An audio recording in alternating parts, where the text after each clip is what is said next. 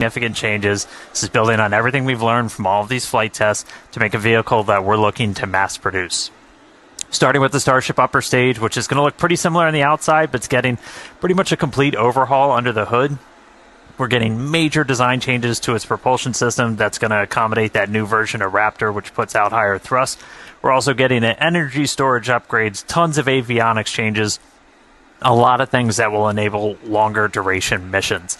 One notable thing you'll start seeing on the outside are these new docking adapters, which we'll use when we bring two Starships together for propellant transfer. That's a core capability of Starship that we're going to demonstrate next year. Bottom line, though, this is the Starship we're planning to use for all of our next major milestones: orbital missions, return to launch site and catch, reuse, propellant transfer, and then making our way to the Moon and Mars. Now, Super Heavy, we've shown some of this off, some of this hardware already coming out of the factory. It has upgrades like this, a redesigned fuel transfer tube. That thing's roughly the same size as the first stage of a Falcon 9 rocket.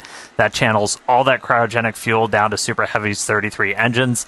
We made it bigger. It's basically a rocket inside of our rocket that gives us a faster, more reliable flip and simultaneous engine startup. New booster also going to have an integrated hot stage, a lot more vent area, and it's designed to be fully reusable. Pressure from those engine plumes gets vented out, mostly offset just by the pressure in the fuel tank. That is the top of the fuel tank. And then we add a non-structural layer of steel on the top that helps take all the heating. It's mapped to where all the high heating goes. Grid fins also getting a big change, going from 4 down to 3. They're 50% larger, though, much higher strength. They're also going to get used for vehicle lift and catch.